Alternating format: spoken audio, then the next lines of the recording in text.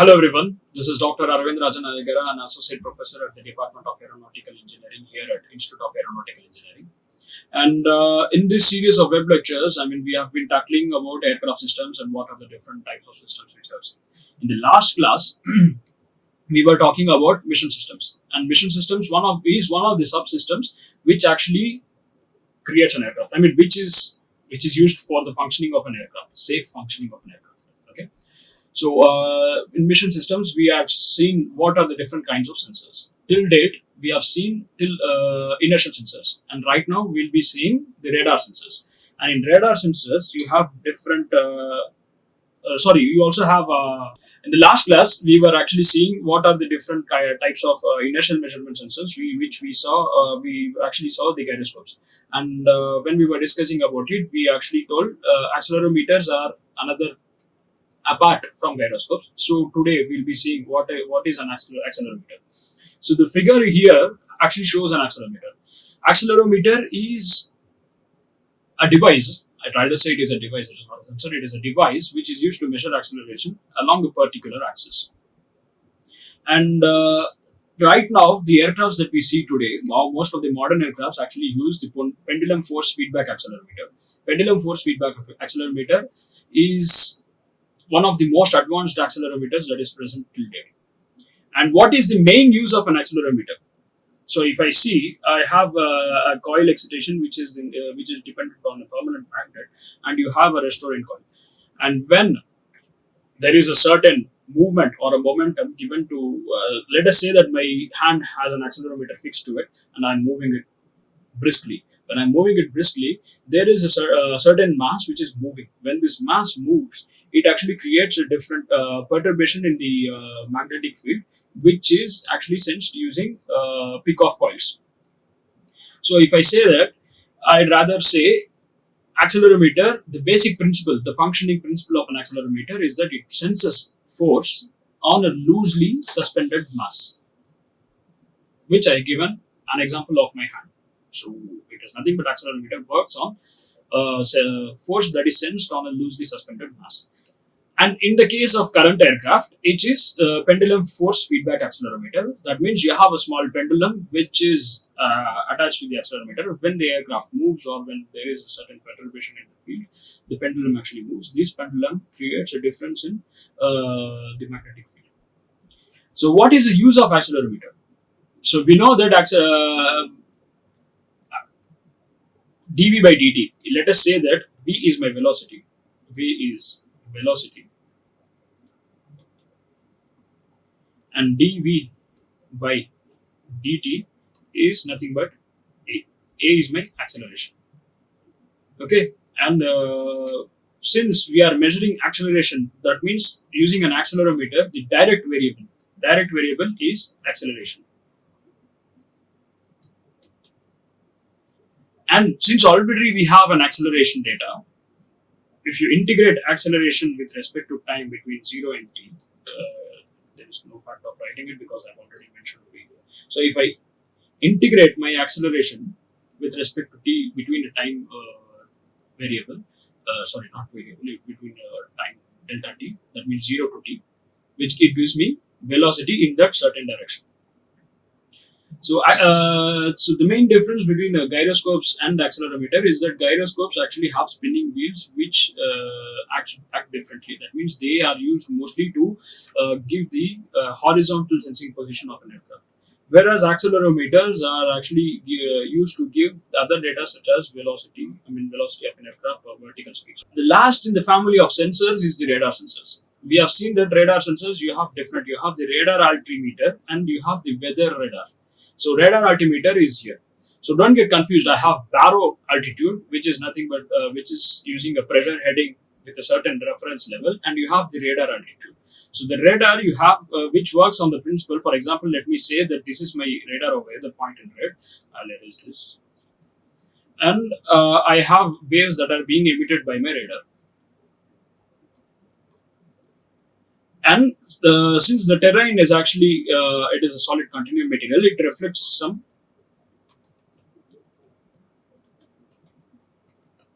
one of the emitted waves.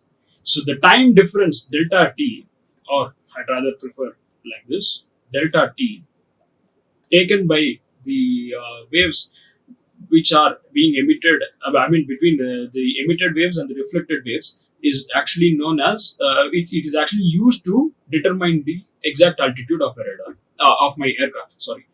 So that means my radar altimeter, it senses the altitude based upon a certain terrain. For example, if I am nearby some mountain, my altitude will be different. If I am nearby a plateau, it will be different. My altitude will be different. But give us the data, it actually does the calculations behind, so that the data is calibrated to sea level. Whereas here I've indicated baro altitude. Barometer altitude, it is actually it is set to a sea level. Barometer altitude is with respect to a sea level, whereas the radar altitude is with respect to some terrain.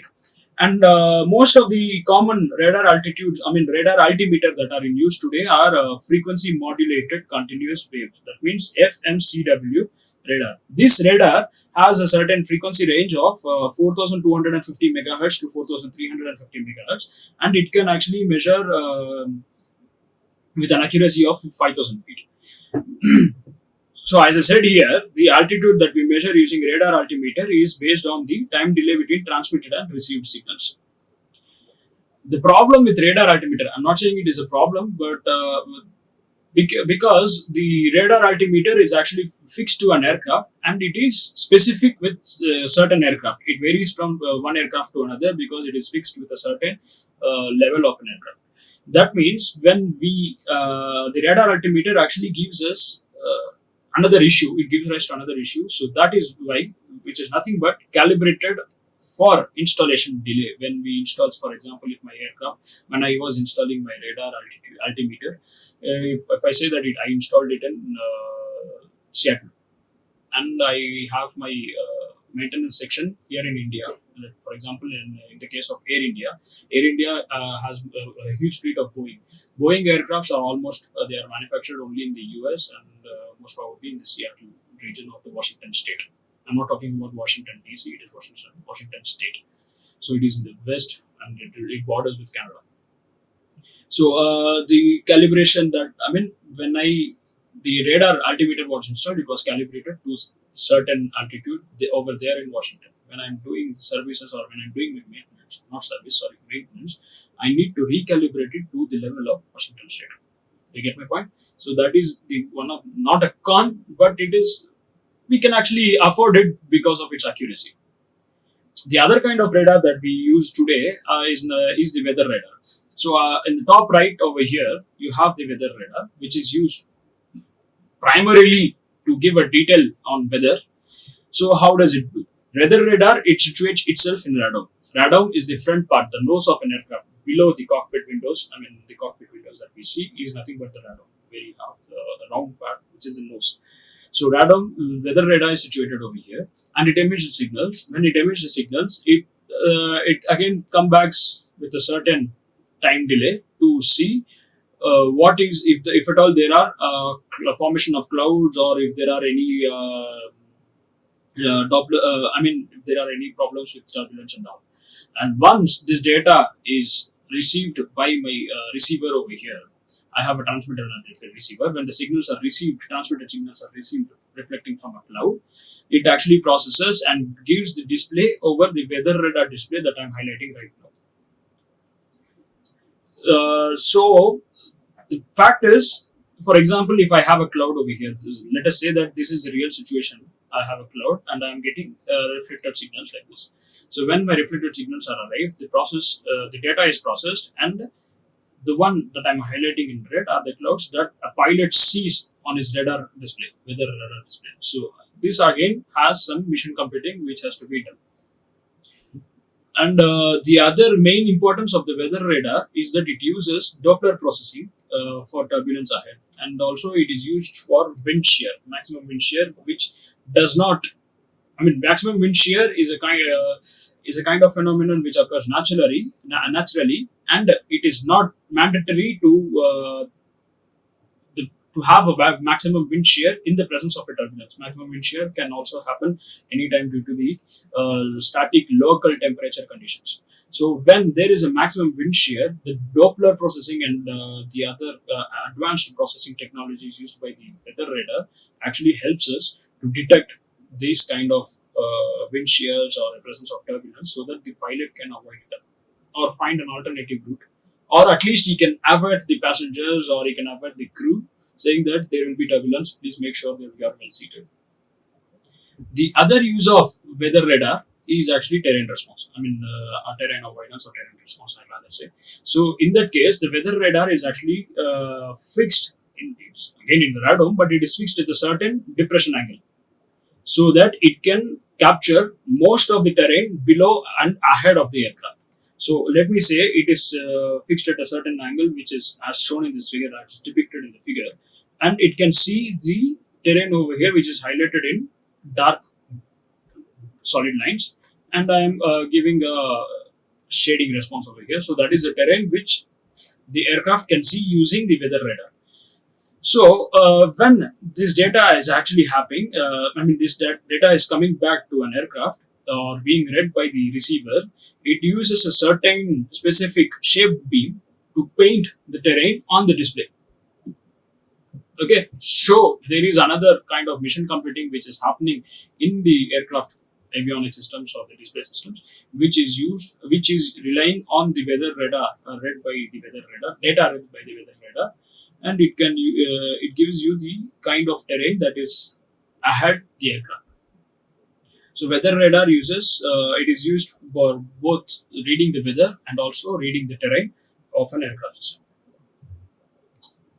In the next slide, we are actually getting to the end of this module. That means I'm talking about aircraft systems design. Aircraft system design, when I say, for example, there are 3 different categories which actually influence the design of an aircraft. Let me say this is my total aircraft, which is highlighted right now. And it is actually dependent on structure, aircraft system, and avionics. Aircraft structure are the physical systems that we see.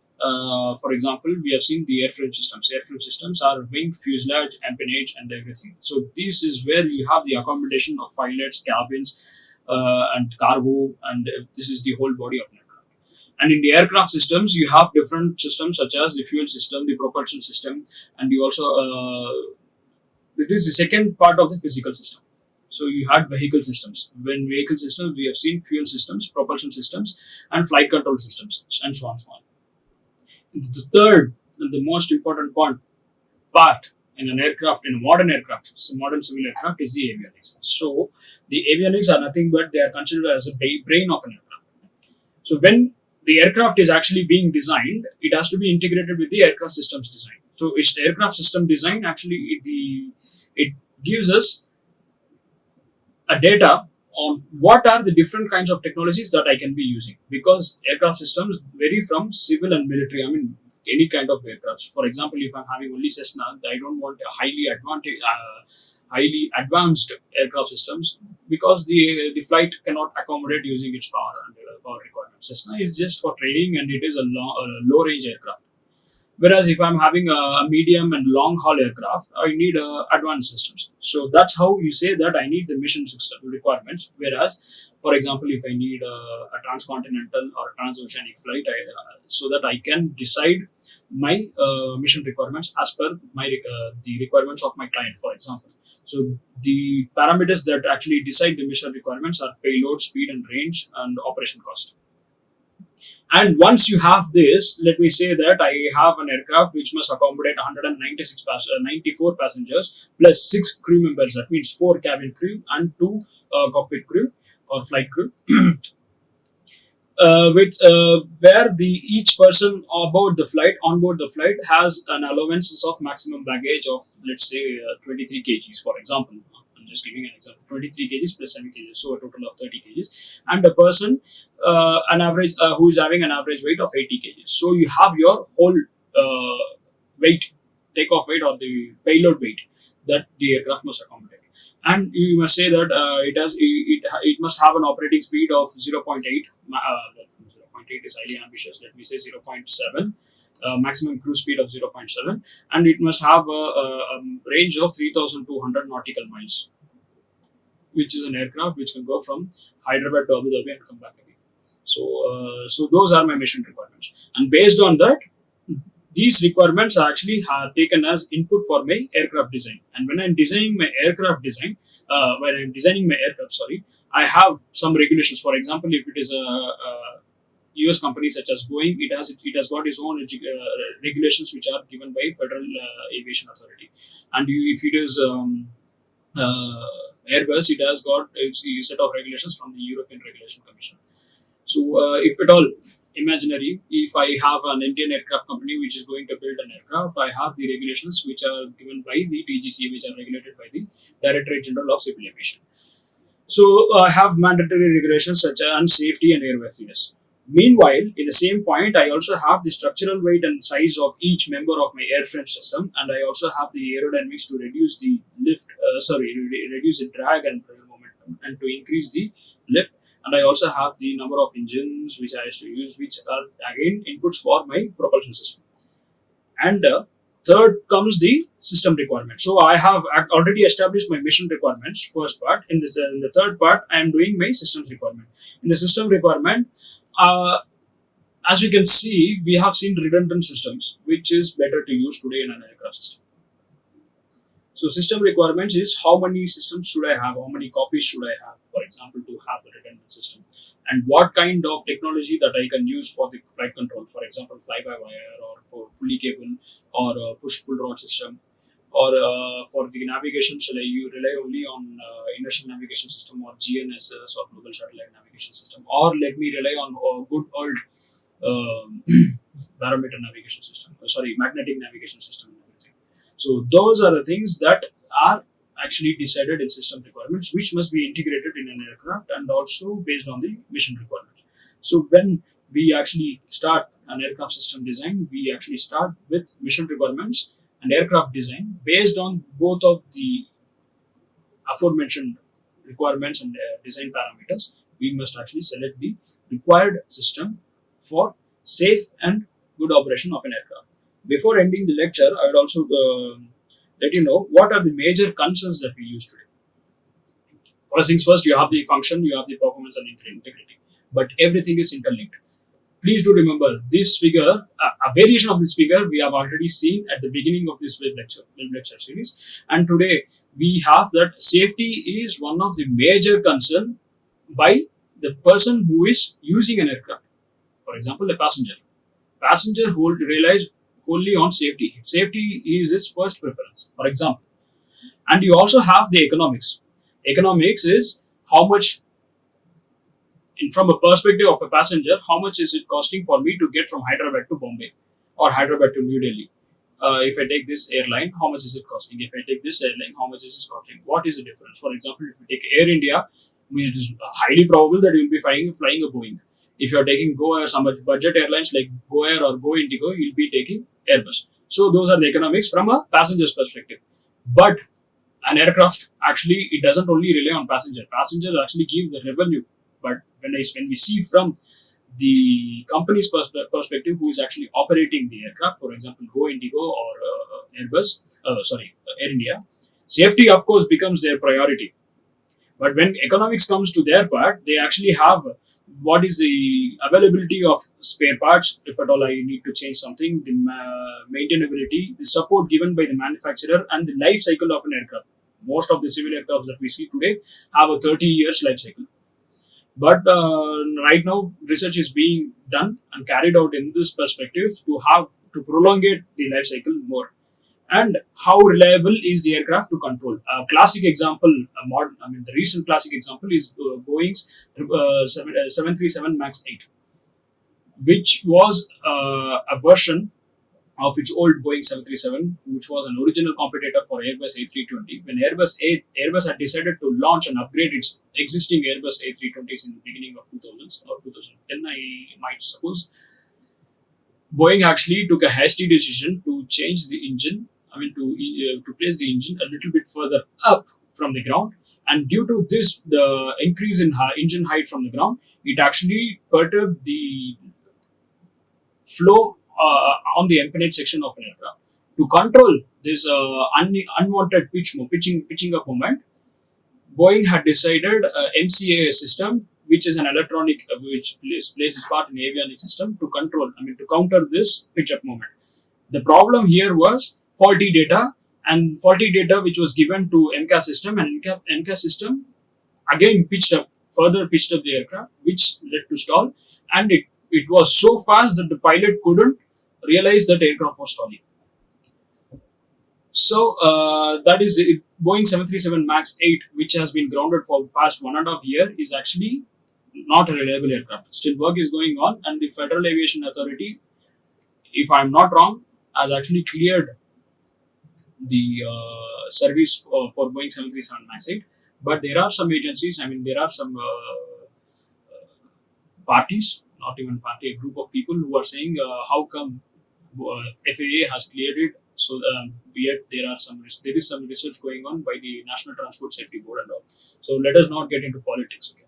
So that is how. So people, when you actually design an aircraft, please do keep in mind or retain this figure in your mind, that safety and economics both play a crucial role in deciding what kind of system that I need and what kind of mission. Mission is already fixed. It is not you who is fixing it. It is your client who is fixing it.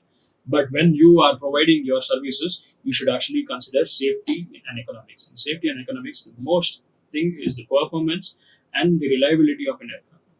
So thank you. And with this lecture, we are actually completing the system requirements and the mission requirements.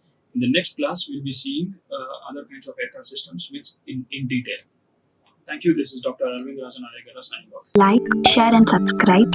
Hit the bell icon for more updates.